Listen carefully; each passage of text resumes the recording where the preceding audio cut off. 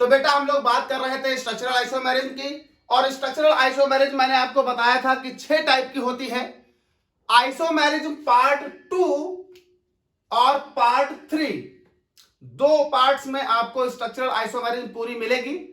Part 2 में structural isomerism के 4 type, chain, position, functional और रिंग चेन, जबकि पार्ट 3 में आज हम लोग बात करेंगे उसके 2 टाइप, टॉटोमेरिज्म और मेटामेरिज्म। याद रखिएगा बेटा, tautomerism is the most important structural isomerism. तो हम लोग बात करते हैं आज आइसोमेरिज्म पार्ट 3 में मेटामेरिज्म और टॉटोमेरिज्म की। चूंकि मैं 4 पार्ट पढ़ा चुका हूं, इसलिए ये मेरा 5वां पार्ट है स्ट्रक्चरल आइसोमेरिज्म का। तो ये हो गया पार्ट ई, मेटामेरिज्म। और मेटामेरिज्म के आगे का अगर देखना है तो आप पार्ट 2 को देख लीजिएगा। पार्ट 2 में स्ट्रक्चरल आइसोमेरिज्म के 4 पार्ट को मैंने पढ़ाया है। तो देखिए मेटामेरिज्म क्या होता है। पहली बात, मेटामेरिज्म हमेशा ऐसे कंपाउंड्स में डेवलप होगा, मेटामेरिज्म हमेशा ऐसे कंपाउंड्स में डेवलप होगा जिसमें पॉलीवैलेंट फंक्शनल ग्रुप हो। पॉलीवैलेंट फंक्शनल ग्रुप्स हो।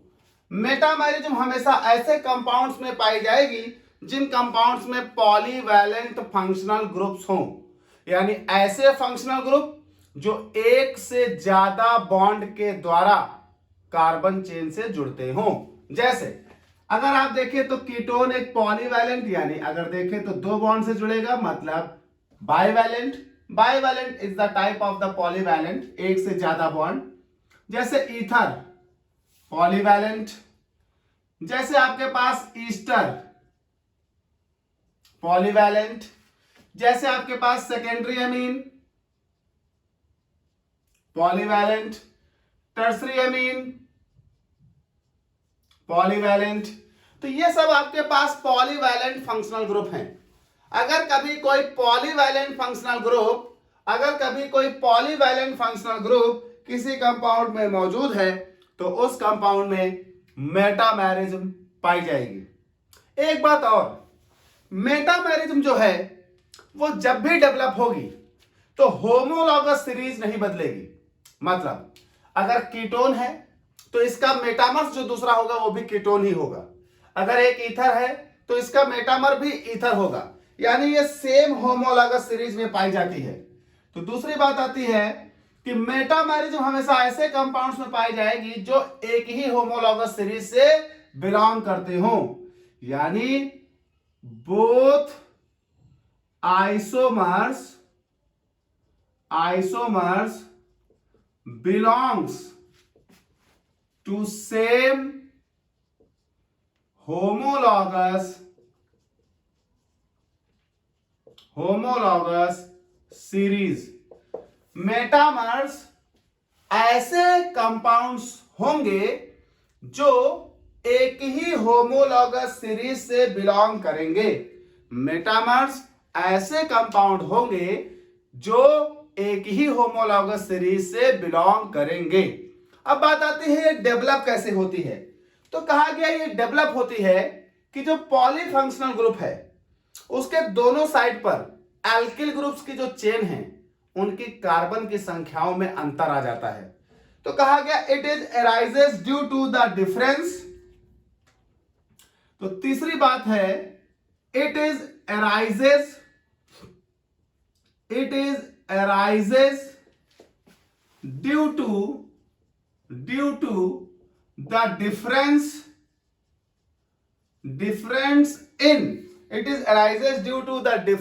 in size of the alkyl group, size of the alkyl groups। कौन से एल्किल ग्रुप? जो इस बाइवैलेंट फंक्शनल ग्रुप के दोनों तरफ जुड़े हुए हैं। Size of the alkyl groups present around the polyvalent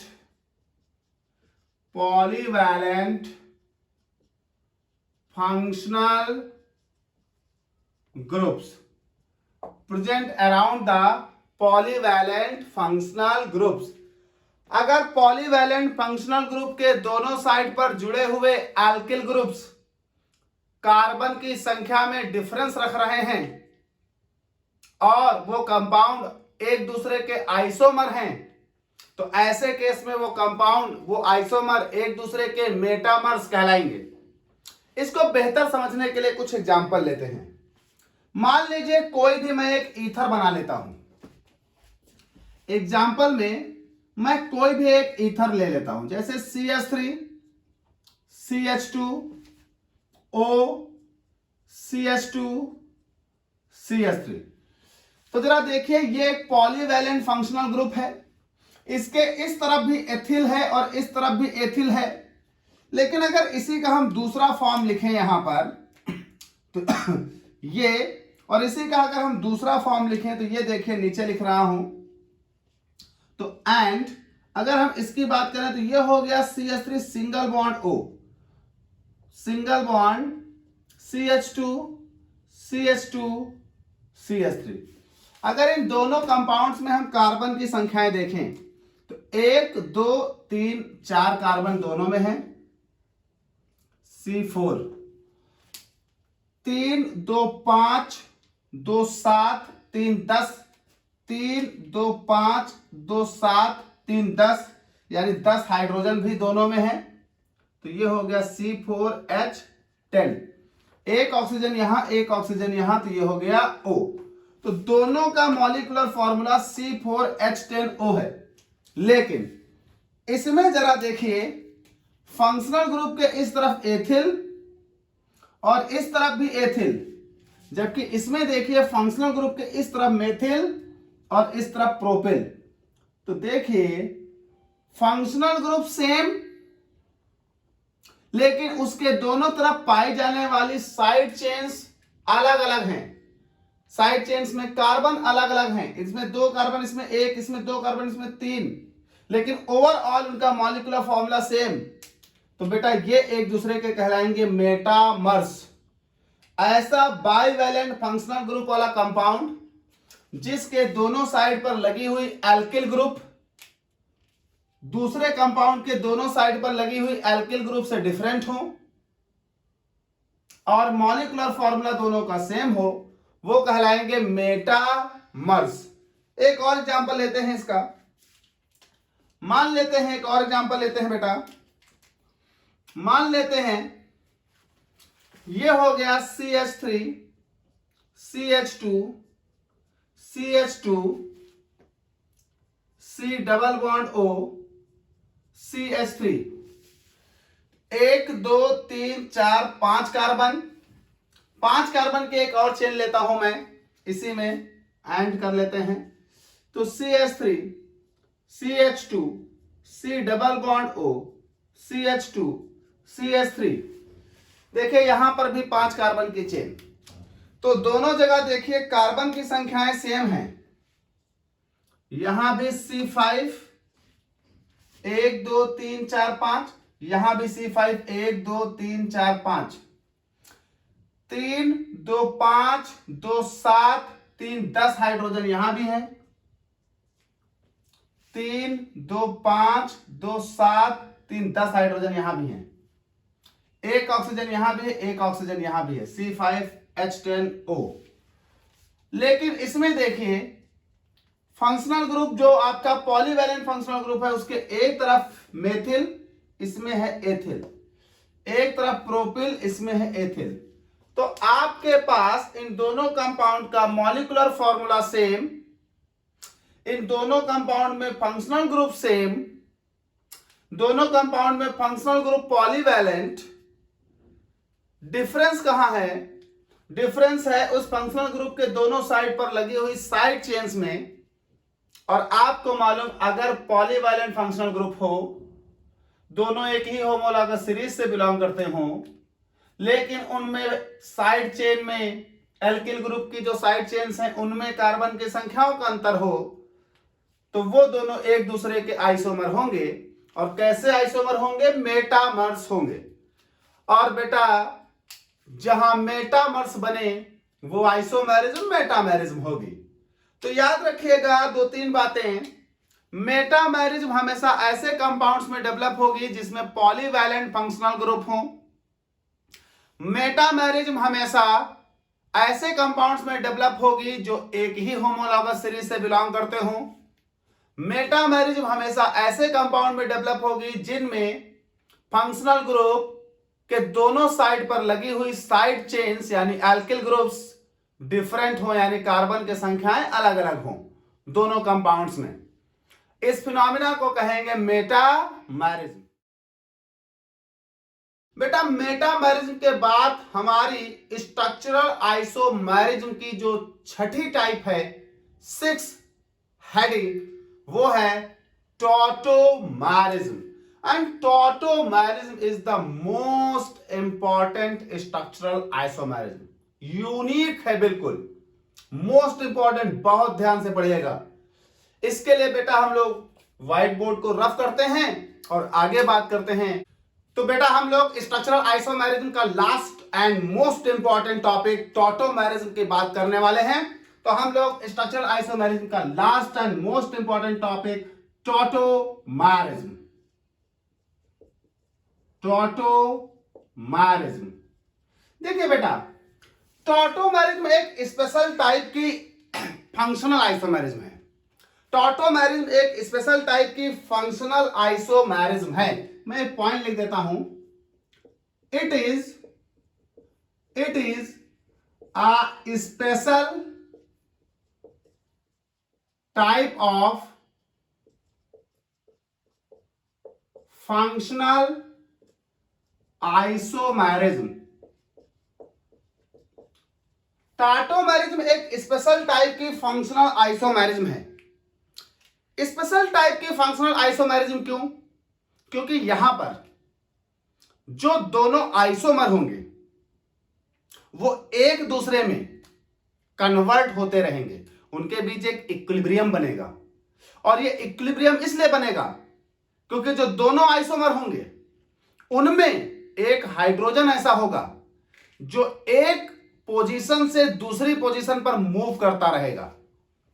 और अगर कोई हाइड्रोजन एक पोजीशन से दूसरी पोजीशन पर मूव करता है तो उस मूवमेंट के कारण वो कंपाउंड एक फॉर्म से दूसरी फॉर्म में बदलता रहेगा और वही फॉर्म्स एक दूसरे के साथ इक्विलिब्रियम पर एग्जिस्ट करेंगे और उन दोनों को कहेंगे टॉटोमर्स और फिनोमिना कहलाएगी टॉटोमेरिज्म। कहा गया it is a special type of functional isomerism. कहा गया इस केस में जो आइसोमर हैं वो इक्विलिब्रियम बनाते हैं एक दूसरे के साथ। In this case the two isomers exist in equilibrium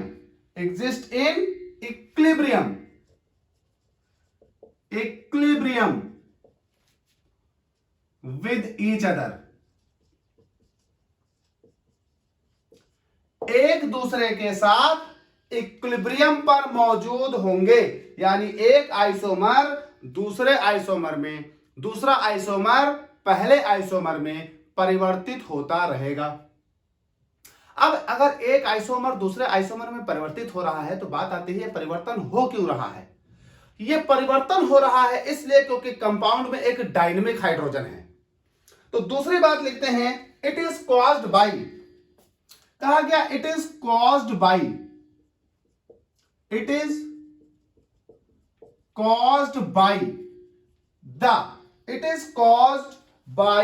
the wandering nature of hydrogen, caused by the wandering nature of hydrogen wandering nature of hydrogen का मतलब है घुमक्कड़, घुमक्कड़, वॉन्डरिंग नेचर ऑफ हाइड्रोजन। अच्छा, अगर इसको और अच्छे से लिखे तो wandering nature of mobile hydrogen, mobile hydrogen, wandering nature of mobile hydrogen atom. ये आइसोमेरिज्म यानी टॉटोमेरिज्म तब डेवलप होगी जब कंपाउंड में एक wandering nature of mobile hydrogen होगा। एक ऐसा हाइड्रोजन जो एक स्थान से दूसरे स्थान तक घूमने फिरने जा सके। बड़े घुमक्कड़ है भैया हाइड्रोजन।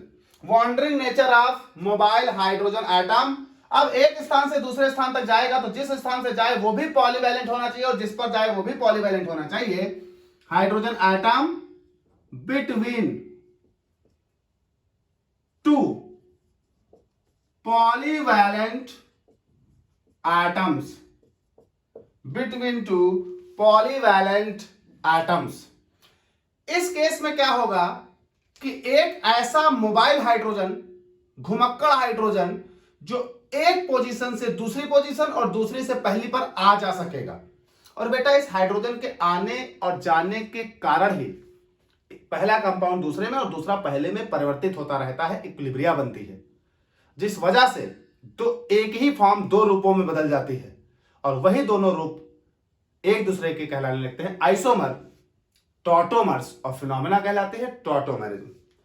एक बात और, टॉटोमेरिज्म का एक नाम और है, कहा गया it is also known as, बहुत ध्यान से, it is also known as, tautomerism का एक नाम और है, इसका नाम है डेस्मोट्रॉपिज्म। सुनिएगा ध्यान से, डेस्मोट्रॉपिज्म, डेस्मोट्रॉपिज्म। टॉटोमेरिज्म का एक नाम और है जिसको हम कहते हैं डेस्मोट्रॉपिज्म। ठीक भाई, टॉटोमेरिज्म को सबसे पहले, जो ये वर्ड है टॉटोमेरिज्म, टॉटोमेरिज्म वर्ड को सबसे पहले यूज किया था लार ने। साइंटिस्ट का नाम है the word tautomerism, the word tautomerism was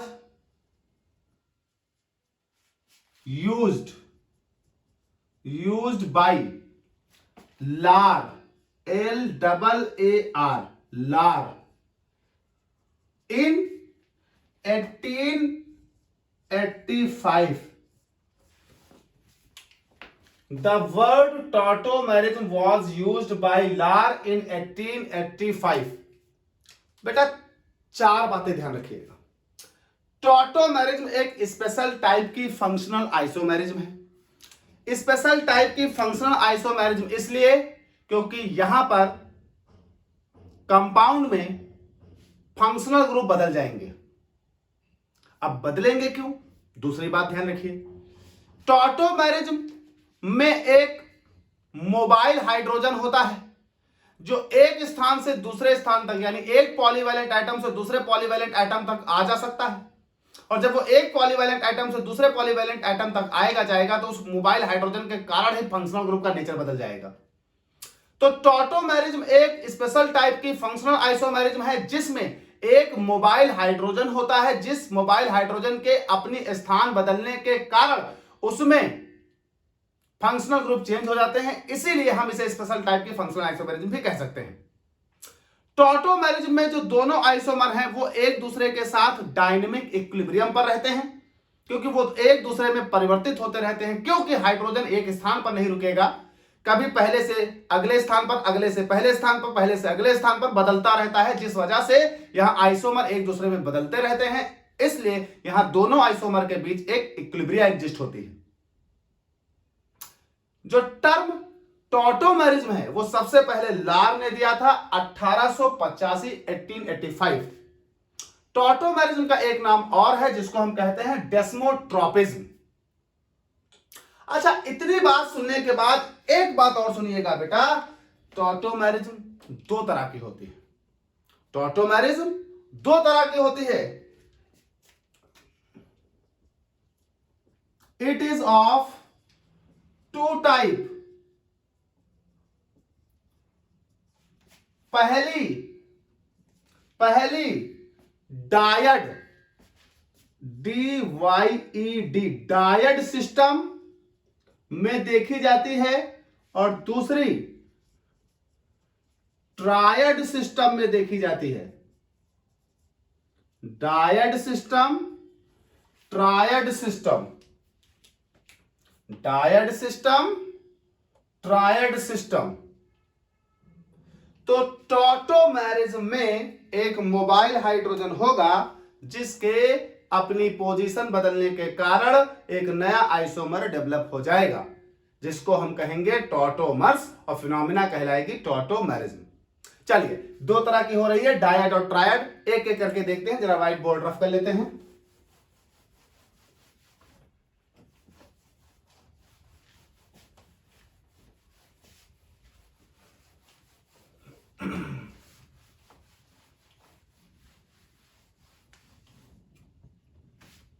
चलिए, पहली बात करते हैं ए, डायड टॉटोमेरिज्म। देखिए, डायड सिस्टम तब डेवलप होता है जब मोबाइल हाइड्रोजन पहली पोजीशन से उठकर दूसरी पोजीशन पर जाता है। अभी देखते हैं एग्जांपल में। तो यहां लिखेंगे migration of hydrogen, migration of hydrogen atom occurs from position 1 to 2, position 1 से पोजीशन 2 पर जाए। कैसे निर्धारित होगी पोजीशन 1 पोजीशन 2? जरा एग्जांपल देखिए। जैसे मेरे पास है HCN, ये बहुत ही लेस कॉमन है, बहुत ही लेस कॉमन है। देखिए, ये मेरे पास हो गया HCN, इसको मैं नाम दे देता हूं 1, इसको मैं नाम देता हूं 2। तो हाइड्रोजन अभी पहले एटम पर है, ये मूव करके चला जाए दूसरे एटम पर, तो ये बन जाएगा CNH, हाइड्रोजन साइनाइड से हाइड्रोजन आइसोसाइनाइड। हाइड्रोजन मूव करके चला गया पहले एटम से दूसरे एटम पर। तो अगर हाइड्रोजन पहले एटम से दूसरे एटम पर मूव कर रहे, दूसरे से पहले पर मूव करे, तो ये दोनों एक दूसरे के टॉटोमर्स हैं, क्योंकि हाइड्रोजन मूव कर रहा है। और इस टॉटोमेरिज्म में चूंकि मूवमेंट 1 से 2 पर हो रहा है, इसीलिए हम इसको कहते हैं डायड सिस्टम। डायड सिस्टम बहुत ही लेस कॉमन है, बहुत ही कम कंपाउंड्स में पाया जाता है। मोस्ट इंपॉर्टेंट टॉटोमेरिज्म जो होती है वो ट्रायड सिस्टम होता है। तो ज्यादातर आपको हमेशा ट्रायड सिस्टम ही देखने को मिलेगा। तो यह हो गया डायड टॉटोमेरिज्म। अगली बात आती है ट्रायड टॉटोमेरिज्म की। यही वास्तविकता में टॉटोमेरिज्म है। ट्रायड,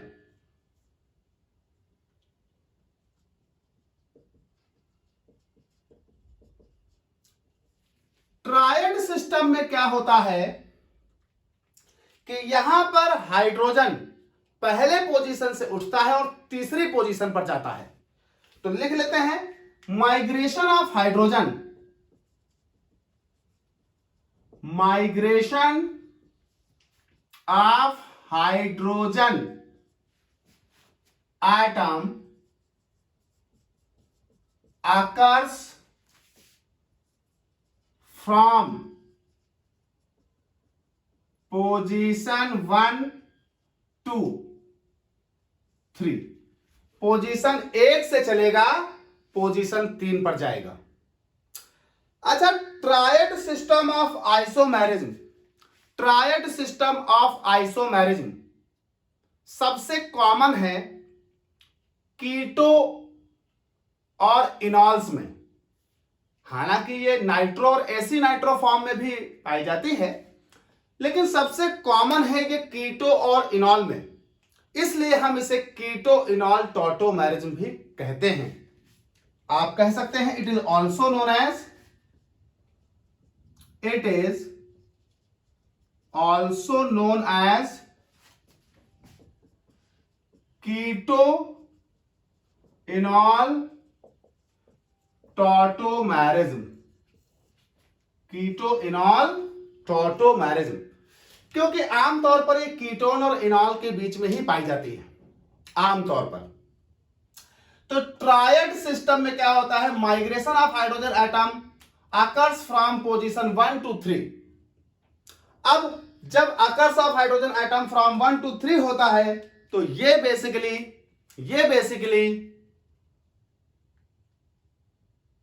कीटोन या इनॉल में, that is it is also known as keto enol tautomerism. एक एग्जांपल लेकर दिखाते हैं आपको। जैसे ये एक कीटोन है,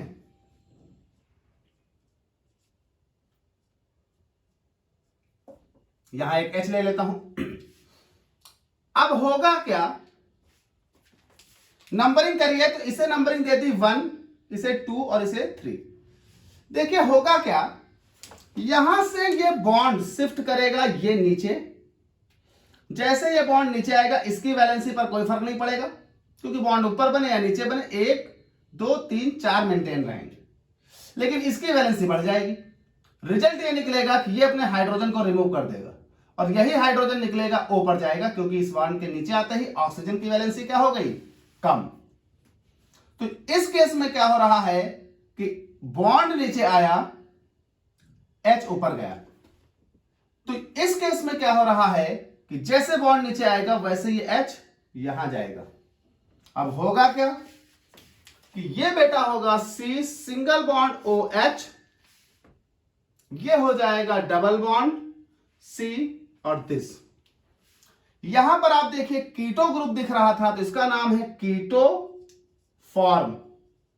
और यहां देखिए जिस कार्बन पर OH उसी कार्बन पर डबल बॉन्ड, तो डबल बॉन्ड के लिए इन और प्राइमरी सफिक्स के बाद सेकेंडरी सफिक्स लगाने से पहले ई हटा दिया जाता है, तो ये हो गया ई हटाकर ऑल, तो ये हो गया इनॉल फॉर्म। अब देखिए इनॉल फॉर्म फिर कीटो बनेगा, कैसे बनेगा, ये डबल बॉन्ड यहां, फिर इनकी वैलेंसी फिर इनकी बढ़ेगी, ये H फिर से यहां। तो जैसे ही हमारे पास ये देखिए तीसरी पोजीशन से पहली पोजीशन पर वापस, तो जैसे ही हमारे पास एक हाइड्रोजन यहां से मूव करके यहां गया, हमारा कीटो फॉर्म इनॉल में बदल गया।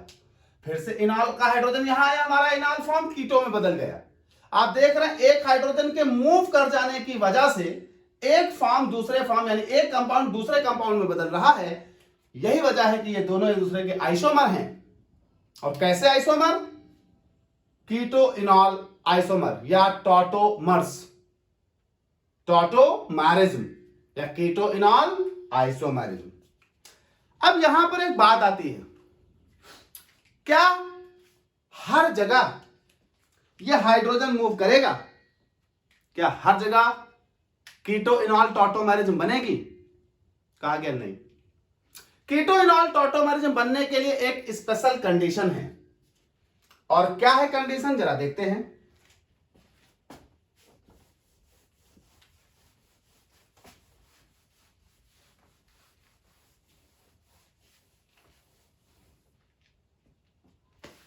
देखिए तो बात करते हैं condition for keto enol tautomerism. अगर आप कीटो इनॉल टॉटोमेरिज्म की कंडीशन देखें तो कंडीशन यह है कि जिस पोजीशन पर कीटो ग्रुप है उससे पहला कार्बन कहलाता है अल्फा कार्बन, यानी चूंकि इस पोजीशन पर कीटो ग्रुप है तो इससे जुड़ा पहला कार्बन, इससे जुड़ा पहला कार्बन यह कहलाएगा अल्फा कार्बन, अल्फा कार्बन। और अल्फा कार्बन से जुड़ा हुआ हाइड्रोजन, यह हाइड्रोजन कहलाएगा अल्फा हाइड्रोजन। कीटो इनॉल टॉटोमेरिज्म तभी हो सकती है जब कीटोन के पास अल्फा हाइड्रोजन हो, क्योंकि कीटो इनॉल टॉटोमेरिज्म में 1 2 3 1 से पोजीशन मूव करेगा तो 1 अल्फा कहलाएगा, तो अल्फा वाला H ही मूव कर सकता है। इसका मतलब कंडीशन यह है कि कंपाउंड के पास अल्फा हाइड्रोजन होना चाहिए, यानी कंपाउंड कौन? Ketone must have alpha hydrogen. अगर कंपाउंड के पास अल्फा हाइड्रोजन है तभी कीटो इनॉल टॉटोमेरिज्म हो पाएगी, अन्यथा कीटो इनॉल टॉटोमेरिज्म नहीं हो पाएगी। यानी जिन जिन कंपाउंड्स के पास अल्फा हाइड्रोजन है उन कंपाउंड्स में कीटो इनॉल टॉटोमेरिज्म होगी, और जिन कंपाउंड्स में अल्फा हाइड्रोजन नहीं है उन कंपाउंड्स में कीटो इनॉल टॉटोमेरिज्म नहीं होगी। एक एग्जांपल देखते हैं।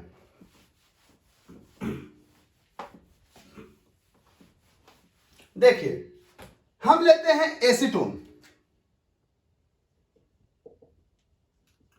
CH3C double bond O CH3, ये हो जाएगा 1 तो ये हो जाएगा 2, तो ये हो जाएगा 3। देखिए यहां आ जाएगा डबल बॉन्ड और यहां से एक H वहां चला जाएगा, अल्फा हाइड्रोजन है, इसलिए इसका टॉटोमर्स बनेगा और ये बन जाएगा इसका टॉटोमर्स। ये हो जाएगा CH3 single bond C double bond O single bond CH3 था। अब जरा ये डबल बॉन्ड यहां लाया तो ये मैं मिटाकर यहां कर देता हूं, चूंकि ये H वहां ले गया तो यहां से एक H हटाकर हम ऊपर कर देते हैं, ये बन गया इनॉल फॉर्म, ये बन गया कीटो फॉर्म। ऐसे ही मान लीजिए एक एग्जांपल और ले लेते हैं। ये मेरे पास हो गया दिस,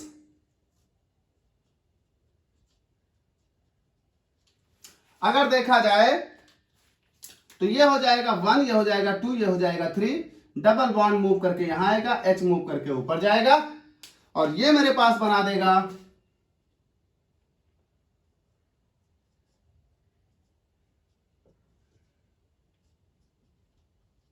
ये डबल बॉन्ड मूव करके नीचे आया तो ये हो गया सिंगल, ये बॉन्ड हो गया, यहां से H ऊपर गया तो ये हो गया CH2, ये हो गया H, ये बन गया इनॉल फॉर्म और ये बन गया कीटो फॉर्म। ऐसे ही अगर हम देखें तो एक और ले लेते हैं।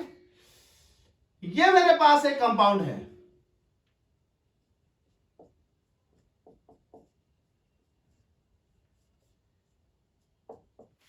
यहां पर कीटो इनॉल टॉटोमेरिज्म नहीं होगी। क्यों नहीं होगी?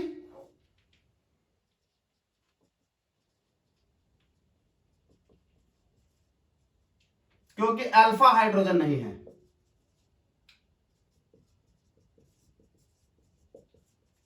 समझिएगा, यह हो गया कार्बोनिल ग्रुप, इससे जुड़ा हुआ पहला कार्बन, ये वाला हो गया अल्फा। इस अल्फा पर एक ये बॉन्ड कार्बन से बड़ा है, एक ये बॉन्ड कार्बन से, दूसरा बॉन्ड भी कार्बन से, तीसरा बॉन्ड भी कार्बन से, तो 1 2 3 बॉन्ड कार्बन से और ये इधर वाला भी कार्बन से, नहीं चारों बॉन्ड कार्बन से जुड़े हैं, तो H कहां होगा? वैसे इधर इसके पास अल्फा हाइड्रोजन नहीं होने के कारण ये कीटोन जरूर है लेकिन ये इनॉल फॉर्म में परिवर्तित नहीं हो सकता, इसलिए ये कहलाएगा हमारे पास कि इसमें अल्फा हाइड्रोजन नहीं है, मतलब कीटो इनॉल टॉटोमेरिज्म नहीं होगी। यानी जो आपके पास condition for the keto enol tautomerism थी वो ये थी कि कंपाउंड के पास यानी कीटोन के पास अल्फा हाइड्रोजन का होना जरूरी है, यानी जिन कीटोन्स के पास अल्फा हाइड्रोजन होंगे सिर्फ वही कीटो इनॉल टॉटोमेरिज्म शो करेंगे, जिन कंपाउंड्स के पास अल्फा हाइड्रोजन नहीं होंगे वो कीटो इनॉल टॉटोमेरिज्म शो नहीं करेंगे। अब एक बात और आती है, जब कीटो और इनॉल दो आइसोमर हैं तो इन कीटो और इनॉल्स में से कौन ज्यादा स्टेबल है? अगर दो आइसोमर हैं तो इन कीटो इनॉल्स में से कौन ज्यादा स्टेबल है? जरा देखते हैं स्टेबिलिटी। स्टेबिलिटी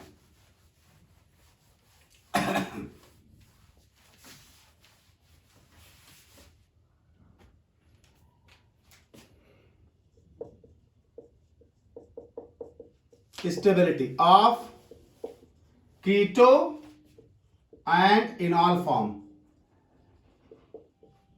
देखिए दो बातें यहां आपको ध्यान देनी होगी। पहली, अगर कंपाउंड में एक कीटो ग्रुप है, if compound contains only one keto group. दूसरी बात अगर आप देखें तो ये देखनी होगी कि अगर कंपाउंड में एक से ज्यादा कीटो ग्रुप हैं, if compounds contains two keto groups separated by methylene group।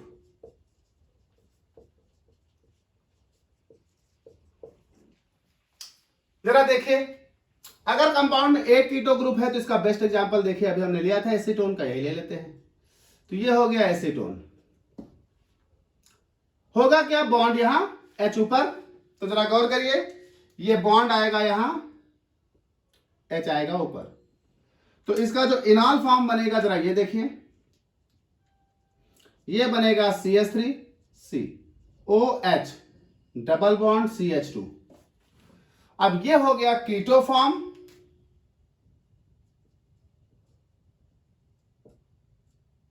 और ये हो गया इनॉल फॉर्म। याद रखिएगा, अगर किसी भी कंपाउंड में कीटो इनॉल टॉटोमेरिज्म पाई जा रही है और उस कीटो इनॉल टॉटोमेरिज्म में सिर्फ एक ही कार्बोनिल ग्रुप इन्वॉल्व है, तब कीटो फॉर्म जो होगी, ये कीटो फॉर्म जो होगी ये मोर स्टेबल होगी, और जो इनॉल फॉर्म होगी ये लेस स्टेबल होगी। और अगर स्टेबिलिटी की बात करें तो जो कीटो फॉर्म होगी ये मोर स्टेबल होगी और इसकी स्टेबिलिटी होगी 80%, और ये लेस स्टेबिलिटी होगी, इसकी होगी 20%। यानी जो टोटल मिक्सचर होगा वो कीटो फॉर्म इतना स्टेबल होगा कि टोटल मिक्सचर का 80% कीटो फॉर्म होगा और टोटल मिक्सचर का 20% इनॉल फॉर्म होगा। यानी ऐसे कंपाउंड्स जिनमें कीटो फॉर्म और इनॉल फॉर्म, ऐसे कंपाउंड्स जिनमें कीटो फॉर्म और इनॉल फॉर्म एक ही कार्बोनिल ग्रुप रखते हैं, उसमें कीटो फॉर्म मोर स्टेबल होगी 80%, इनॉल फॉर्म लेस स्टेबल होगी 20%, टोटल मिक्सचर का 80% कीटो, टोटल मिक्सचर का 20% इनॉल। लेकिन ऐसे कंपाउंड जिसमें दो कार्बोनिल ग्रुप हों और मेथाइलिन ग्रुप के द्वारा सेपरेटेड हो, ये मेथाइलिन ग्रुप, अब इसमें अगर देखें तो इसमें भी कीटो इनॉल टॉटोमेरिज्म है, बॉन्ड यहां H यहां, ये क्या होगा, आइसोमर में बदलेगा अपने, और ये बनेगा CH3 single bond COH double bond CH single bond C double bond O OC2H5।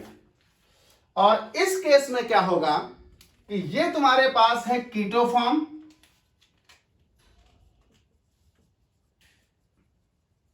और ये तुम्हारे पास है इनॉल फॉर्म।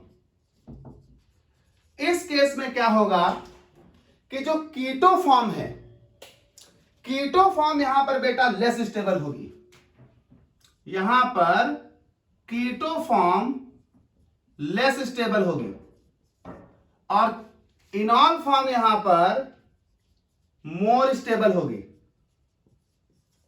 और स्टेबिलिटी की बात करें तो इनॉल फॉर्म इतनी ज्यादा स्टेबल है यहां पर कि जो टोटल मिक्सचर है उस टोटल मिक्सचर का 10% होगा कीटो फॉर्म और 90% होगा टोटल मिक्सचर का इनॉल फॉर्म।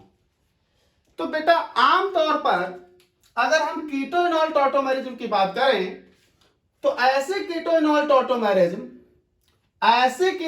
टॉटोमेरिज्म जिसमें एक ही कार्बोनिल ग्रुप है, उस कंपाउंड में कीटो और इनॉल फॉर्म को कंपेयर किया जाए तो कीटो फॉर्म मोर स्टेबल और इनॉल फॉर्म लेस स्टेबल, और टोटल मिक्सचर का प्रतिशत देखा जाए तो कीटो फॉर्म 80% और इनॉल फॉर्म 20% एग्जिस्ट करेगी।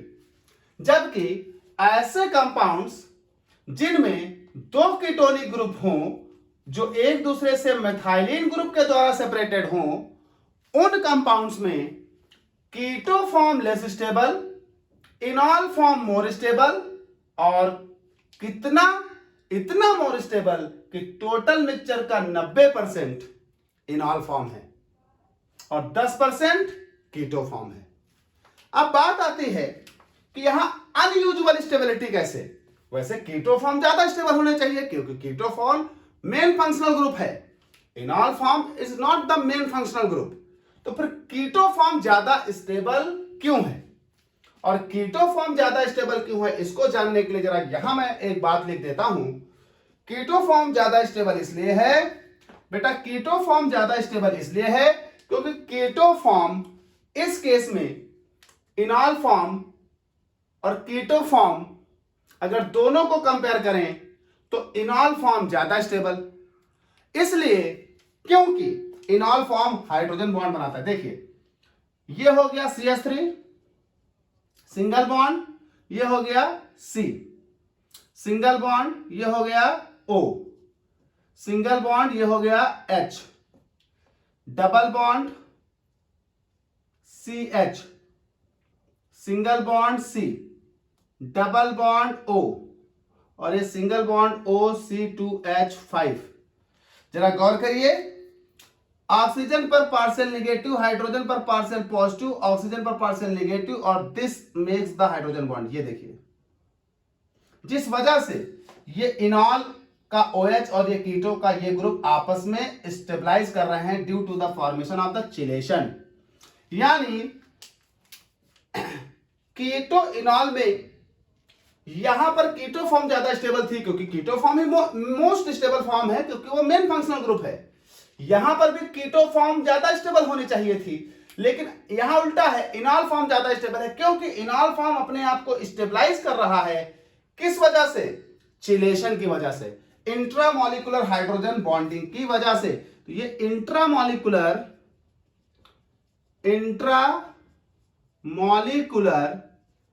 हाइड्रोजन बॉन्ड जो बना है, इस वजह से जो ये चिलेशन कॉज हुआ है, इस चिलेशन की वजह से हमारे इनॉल फॉर्म की स्टेबिलिटी क्या हो गई है? ज्यादा हो गई है कीटो फॉर्म से। तो बेटा ये इंट्रामॉलिक्यूलर हाइड्रोजन बॉन्डिंग यानी chelation increases the stability of the इनॉल form, अन्यथा कीटो फॉर्म हमेशा ज्यादा स्टेबल होती। तो ध्यान रखिएगा, ये मेरे पास पूरी बात हो जाती है स्ट्रक्चरल आइसोमेरिज्म की। स्ट्रक्चरल आइसोमेरिज्म क्या होती है, कितने टाइप होते हैं, ये सब मैंने पार्ट 2 आइसोमेरिज्म और पार्ट 3 आइसोमेरिज्म यानी आइसोमेरिज्म पार्ट 2 और पार्ट 3 में मैंने पूरा स्ट्रक्चरल आइसोमेरिज्म डील किया है। नेक्स्ट पार्ट 4 में हम लोग बात करेंगे बेटा, नेक्स्ट पार्ट 4 में हम लोग बात करेंगे स्टीरियो आइसोमेरिज्म। मोस्ट इंपॉर्टेंट, बहुत बड़ा टॉपिक है।